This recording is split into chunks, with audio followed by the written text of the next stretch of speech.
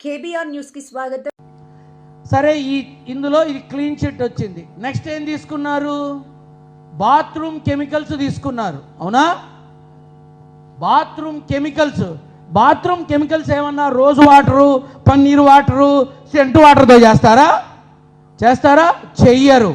Spirit, acid, కెమికల్స్తో ఉంటుంది.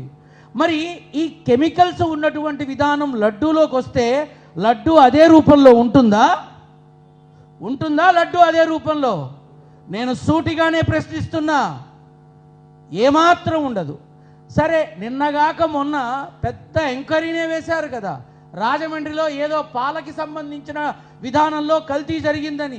వేదవది కల్తీ పాలు తాగితే హాస్పిటల్ పోతున్నాం, కల్తీ ఫుడ్. సరే, నిన్నగాక మొన్న పెద్ద ఎంక్వైరీనే వేశారు కదా, రాజమండ్రిలో ఏదో పాలకి సంబంధించిన విధానంలో కల్తీ జరిగిందని. వేదవది కల్తీ పాలు తాగితే హాస్పిటల్ పోటీలో పెడుతున్నారు. ఫుడ్ పాయిజన్ అయితే ఏకంగా వైకుంఠానికి పంపిస్తున్నారు. అటువంటిది ఇంత కల్తీ జరిగిన లడ్డూలు దరిమిలా 1800 రోజుల పాటు ఎంతోమంది తిన్నారు. ఒక్క కేసు బుక్ అవ్వలేదే. హాస్పిటల్లో ఒక్క కేసు బుక్ అవ్వలేదే. స్వామివారి ప్రసాదం తిని జీర్ణవాయువు దెబ్బతింది అని, లివర్స్ దెబ్బతిన్నాయి అని, ఆహార వాహిక దెబ్బతింది అని, ఆరోగ్యం పాడైంది అని, కెమికల్స్ తాగితే మరి ఆ లోపల ఉన్న ప్రేగులు బర్న్ అయ్యాయని ఒక్క కేసు కూడా ఎందుకు బుక్ అవ్వలా?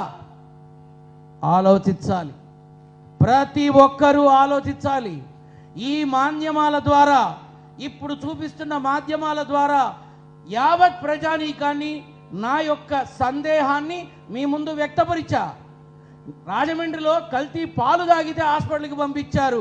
మరి కెమికల్స్, కొవ్వులు అవి ఇవి కలిగినటువంటి ఆ ప్రసాదాన్ని తింటే ఏదో ఒకటి అవ్వాలిగా. ఎవరి దాకా ఎందుకు? నేనే రోజు తిని చస్తున్నా తిరుమల ప్రసాదాన్ని, మరి ఏమీ కాలేదుగా.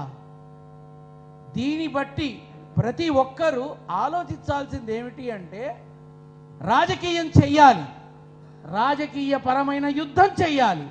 రాజకీయ కక్షలున్నా సరే రాజకీయంగానే చెయ్యాలి. కానీ ఆ రాజకీయటువంటి వాదనల కోసం, మీ యొక్క కక్ష సాధింపుల కోసం దయచేసి భగవంతుణ్ణి వాడుకోకండి.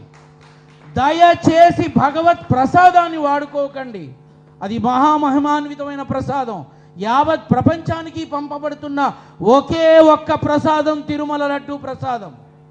యావత్ ప్రపంచానికి పంపబడుతుంది.